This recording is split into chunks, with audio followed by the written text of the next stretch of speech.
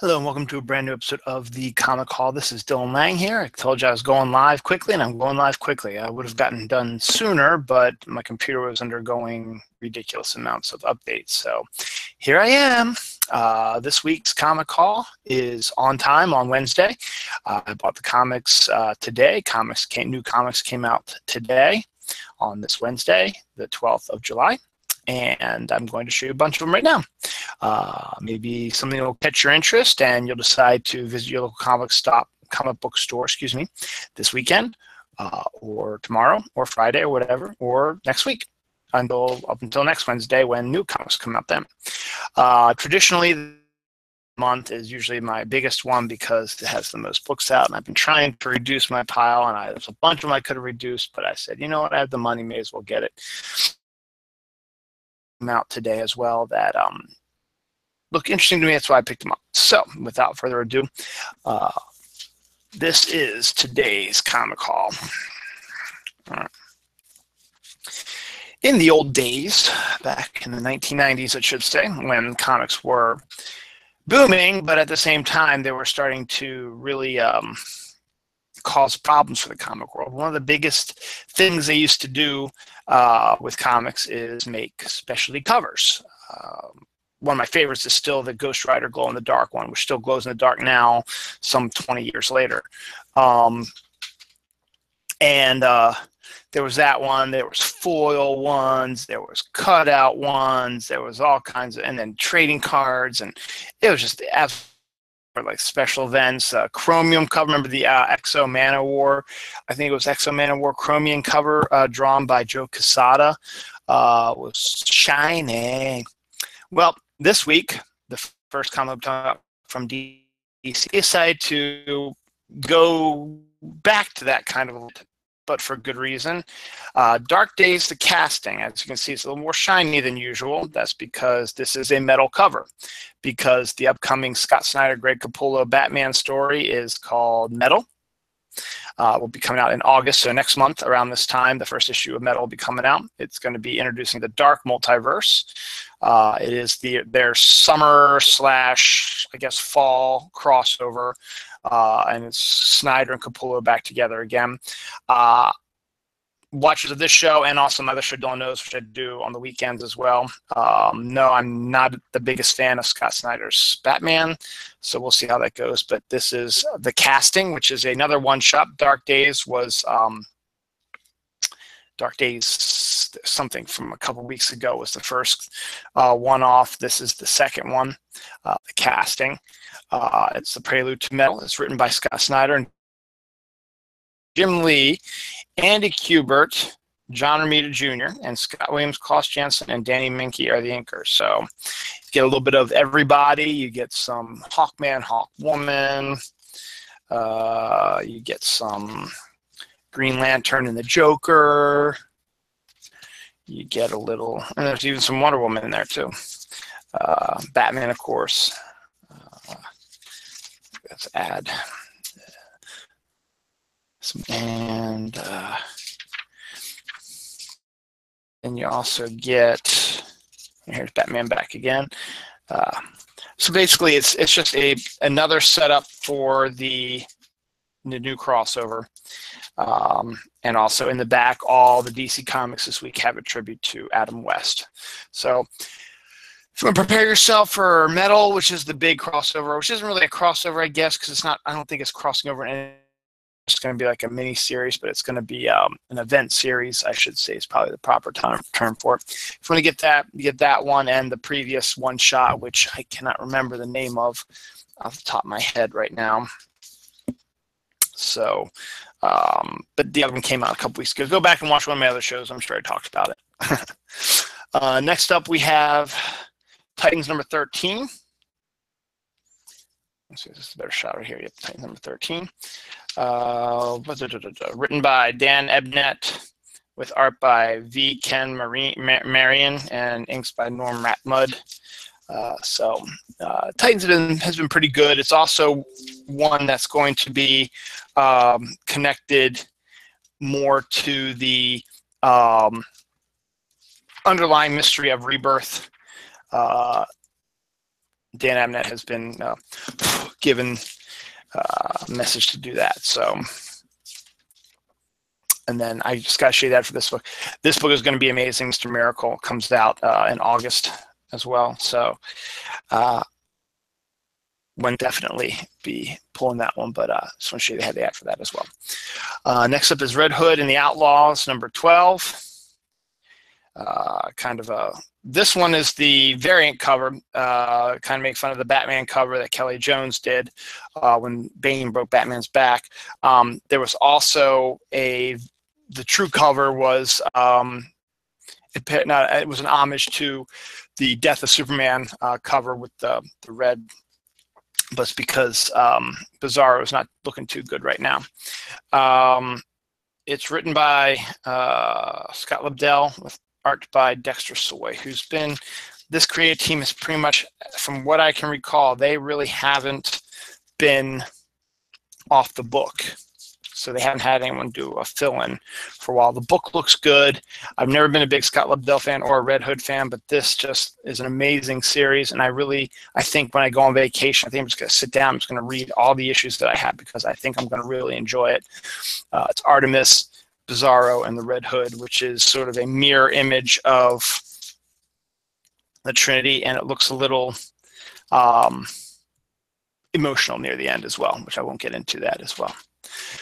Next up, we have the first issue of Wonder Woman, not written by Greg Rucka in the Rebirth run. It's Wonder Woman number 26.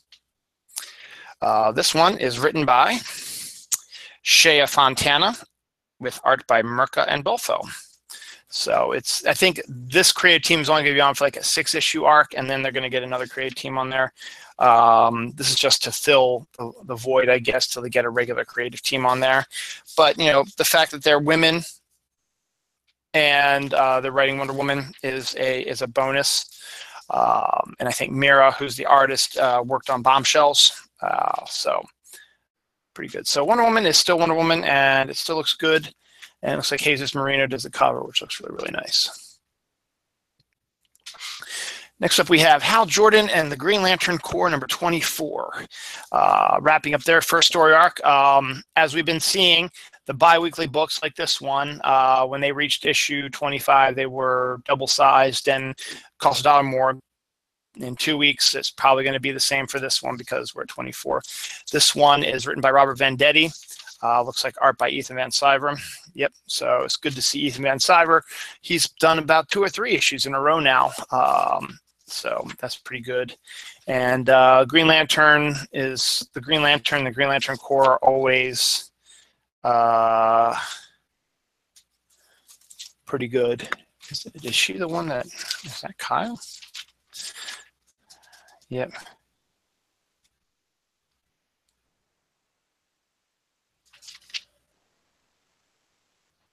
Ah, damn. So, yeah, bad stuff's happening. So, pick that up, and everything comes to a head probably through 25, and then the new storyline starts up after that. Next up, we have Detective Comics number 960. This is the variant cover. I like this better than the regular cover. This continues his crossover with Zatanna, James Tynion IV. And Alvaro Martinez on pencils and Raul Fernandez on inks. I always love me a good Batman Zatanna story, and the artwork looks really spectacular. And we also get a little bit more into Azrael, who's now become a member of the series as well. So Tynion looks like he's exploring all facets of Batman's world in this series. So I highly recommend you check it all out again. So definitely worthwhile. Next up after that is Action Comics number 983, getting closer and closer to issue 1000. This one continues the Superman Revenge Squad. This one has all the Supermen and women coming to Superman's aid. It's written by Dan Jurgens with art by Victor Bogdanovich and Jonathan Glapion on inks. Victor Bogdanovich is the one who does the new Superman, which is the Chinese one, who has his own series, which I think the first couple issues, they were good, but I needed to cut costs somewhere, and That's where I cut it. And normally I was going to cut action, but this has far-reaching consequences into the whole rebirth world as well. There's that. So that's out this week as well. These are all books that are out this week. As I said, these are not all the books that came out this week. These are just the ones that I collect. Next up is the variant cover to Flash number 26. Again, I like this one a little bit better than the regular one. Joshua Williamson, Howard Porter, continuing the Running Scared storyline that was started in issue number 25. So, not much you can say about the Flash, except he's the Flash. So, going on that. Supergirl number 11 is out this week also. If you were a fan of the Supergirl, of the Supergirl TV show on the CW, I highly recommend you pick this up also. Guest appearance by Batgirl as well. Steve Orlando, writer. Brian Ching, art. He's also been one, much like Dexter Soy, who's been pretty much on the series from the get-go. Looks like we get a little bit of Legion crossover as well eventually down the line. So, but if you like the Supergirl TV show, this one is very similar to that. Maybe not entirely the same, but is very similar to it. And this issue guest stars Batgirl. So you get Batgirl and Supergirl together. And that's really a splendid thing. It looks like they're going to be doing a little bit of Legion stuff as well. So definitely check that out. I think this may very well be my last issue of Superwoman. Nothing against it, except it's a good series, but I bought it mostly because I like Phil Jimenez. I thought he'd be doing a fantastic job, but he is apparently off the series now.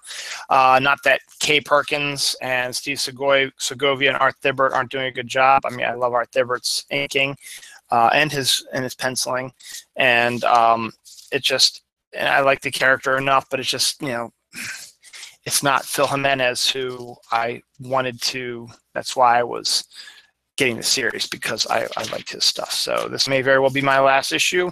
It all depends on when the new issue comes out next month at this time, if I'd still be interested in it. So, but that's just my opinion.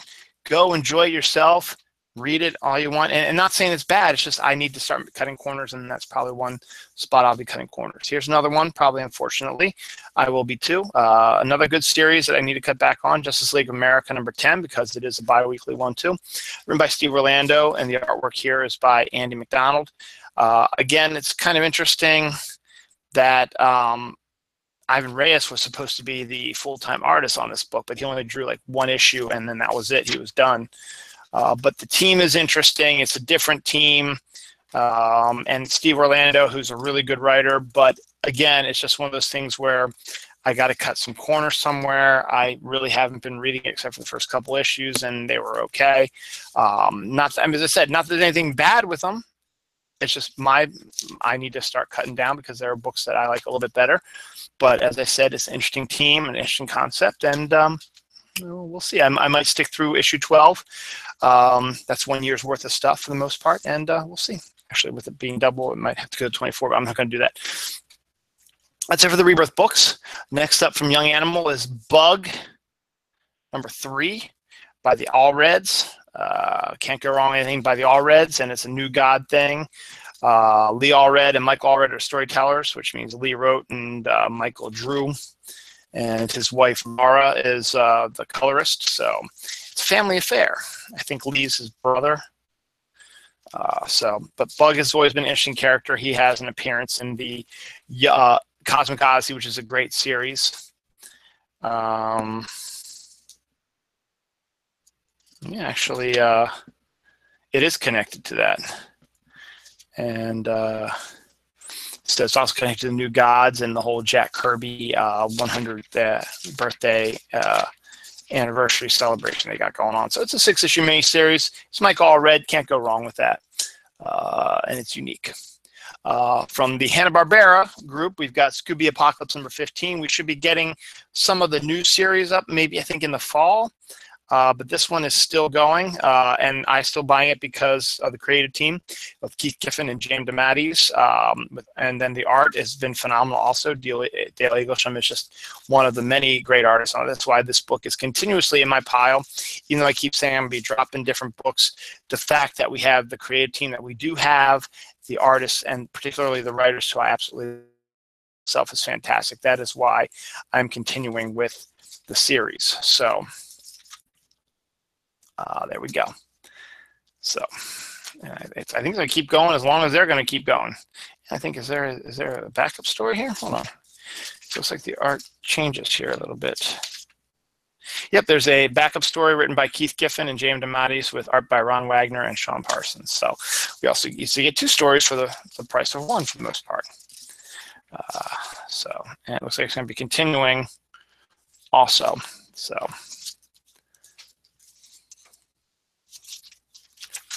it's going to be amazing. Mr. Miracle, it's going to be amazing. And last but not least, DC's last issue crossover with Planet of the Apes is out just in time for the Planet of the Apes movie coming out on Friday. So this is the final issue, so you can probably pick up the previous 6, or you want to wait for the trade, you can. It's written by Robbie Thompson and Justin Jordan with art by Barnaby Bagenda. And it's the old school Planet of the Apes taking on red lanterns and green lanterns and blue lanterns and white lanterns and all kinds of lanterns. So, but it's a interesting premise. If they do a sequel, will I continue with it? I really don't know. Probably not, because I'll probably need to save some money on that. That's it for DC. For Marvel this week, we've got, now I've been reading Secret Empire. I have no desire to read Secret Empire, but again, fans of the show, this show, and also my other show, Dylan Knows Spider-Man is my guy. His new movie came out last week, so his new issue of this comic came out this week. Amazing Spider-Man number 30, written by Dan Slott, art by Stuart Immonen. Christos Gage also is co-writer of this. Stuart Immonen, penciler, Wade von Grawbadger, inker. I guess when they're doing the big crossovers, Christos Gage joins Dan Slott for writing. So. And then once the Secret Empire stuff is over, we'll go back to Dan Slott by himself. So, and there's nothing wrong with that, because Christos Gage is actually a really good writer as well. I'm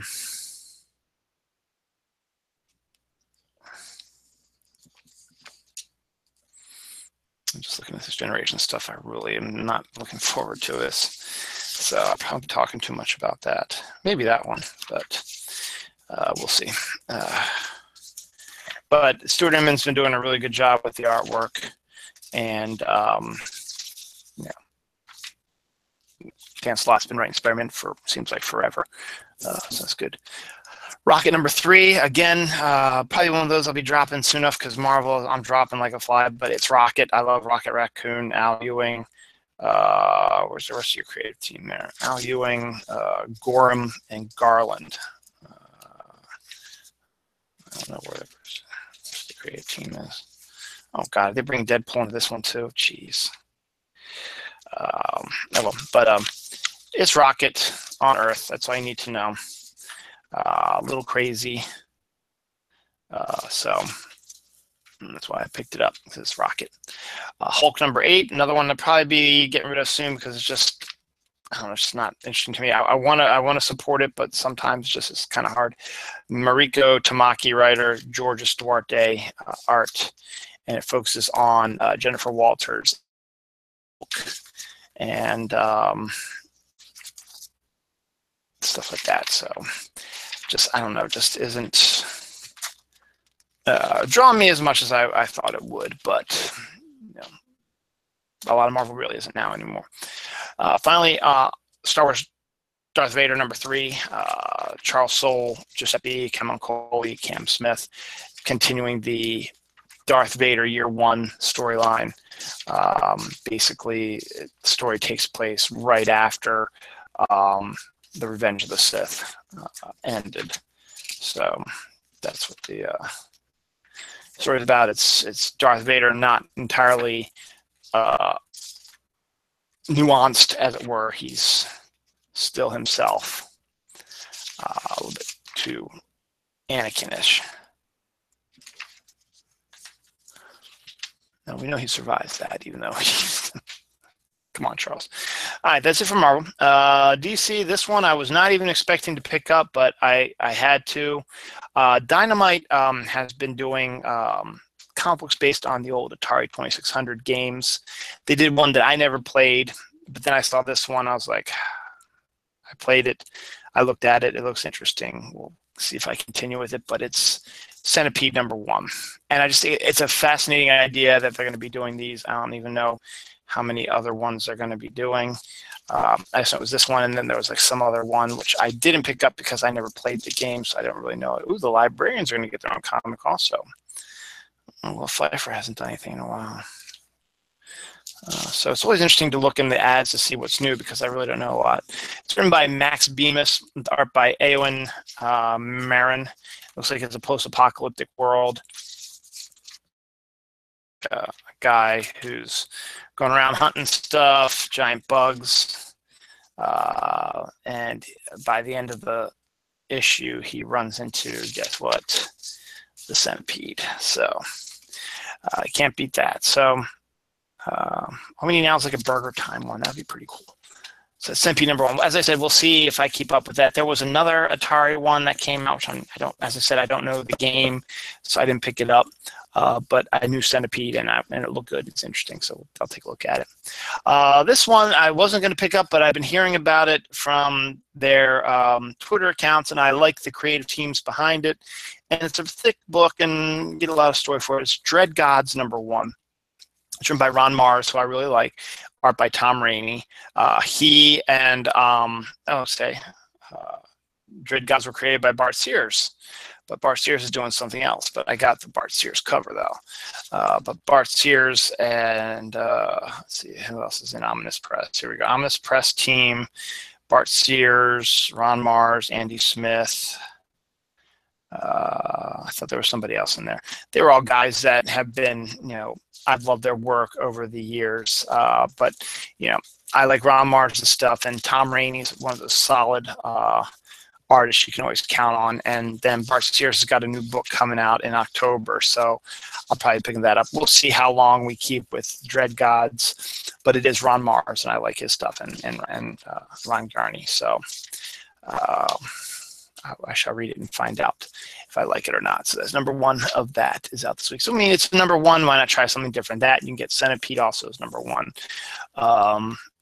and also from DC the casting. Those are really the only #1s out this week. But a lot of these books you can probably find the trades that lead up to it at your local comic book store, or at least some of the older issues, either in the back issue bins or on this shelf still. We get a double whammy of Animosity this week. Animosity #8, written by Marguerite Bennett with art by Rafael de la Torre. Continuing the saga of animals. What if animals were able to speak and they have slowly taken over the world? And what happens after that? Marguerite Bennett is Marguerite Bennett. She's fantastic. Actually, let me see something here. Yeah, I do have it on a row. Okay, good. So Animosity is one of those great series. Aftermath is doing such a really good job with their stuff. So, or Aftershock, excuse me. I was doing a lot of good stuff. So, new Animosity is out this week. But the first issue of this one came out a while ago, and I've been wondering when the second one was going to come out. Well, now it is. Animosity: The Rise, which details a different part of the story. It's written by Marguerite Bennett, also with art by Juan Doe. So this one leads to, basically in the regular Animosity book, they flash forwarded, they did a time jump. This is filling in the blanks of what we missed about how the animals were able to take over so quickly. And it's a different style, so you don't confuse the two series, even though they are connected. So if you want me to actually do it in a way that might be easier for you to understand, this is The Walking Dead on AMC. This is Fear the Walking Dead on AMC, but better.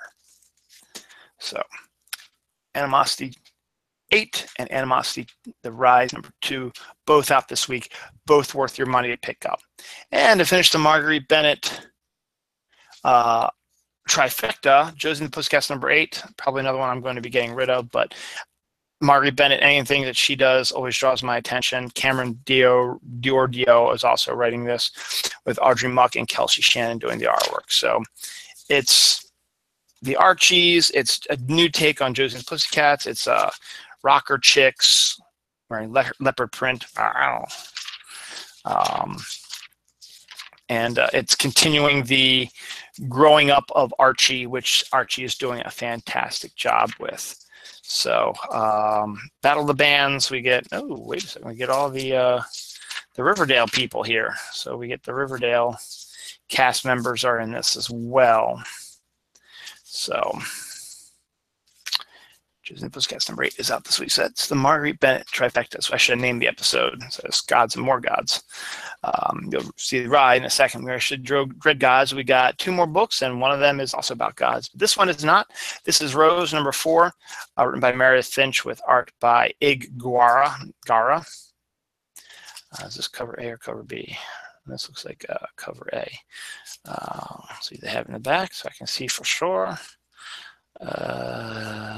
Nope, but doesn't matter. This is a fantasy book with a lead female in it. It's written by a female, Meredith Finch, who's married to David Finch, the artist. But Ig Gara is doing the artwork for this. So again, this is one of those that is interesting. Keeping up buying it in the future, we shall see. But for now, issue 4 is out this week. So take that. Finally, to end our comic haul and connect to my title of the episode, Gods and More Gods, we have American Gods. We have Dread Gods, and now we have American Gods #5, based on the series by Neil Gaiman. This is Neil Gaiman back writing a comic. It's an adaptation kind of his book, with P. Craig Russell joining him with the script and doing the layouts for the art by Scott Hampton. I wish P. Craig Russell was doing more, but don't get me wrong, I like Scott Hampton's artwork, and it's Neil Gaiman and writing comic, and it's based on American Gods, which is doing well on Starz with their TV show, but the novel itself is really good too. So check it out. That is it for this week. Again, these are just my comics that I picked up that I like to read or have been collecting. And as I said before, I'm probably going to be dropping a bunch of these really soon. But you know, a lot of these I'll be keeping also. So you'll be seeing more of them in the future. Comics are subjective. You make up your own mind. I'm just giving you a glimpse of what is out there right now with the art and something that might draw your attention. And any big news or special things you don't want to miss. Kind of getting me back to my days when I worked for Diamond Comics, the only distributor of comic books in the world. It was my job to get people's attention, to get them to like comics. So that's why I'm doing this show, is to get you all to go out the door and check out your local comic book store. If you don't know where your local comic book store is, go to the website. No, I'm sorry. Go to your search engine and type in Comic Shop Locator Service, or the CSLS. It should take you straight to the website for the CSLS. You type in your zip code. It'll give you a list of all the comic books, stores, specialty stores in about a 20-mile radius of your house. As I said before, I've got my main store over here, but I know there's one down that way. There's one over there. There's a couple down that way. So I got a bunch within my 20-mile radius. All worth it. Check it out. You go to your one closest to you. If you don't like it, you go find another one. And check it also, I gave you a wide variety of the stuff that they're offering. They have a whole lot more that they're offering as well. And I highly recommend that you check it out. So until next week, this is Dylan Lang for the Comic Call. Next week, we will do more comics for the Comic Call. And I'll be doing my show, Dylan knows, sometime this weekend, probably Saturday night. Nothing in stone set what I'm going to be discussing yet. It looks like a light week so far, but anything can change over the next 3 days. So until then, see you then. Go read comics, buy comics, check out your local comic book store and see what else they got. Bye.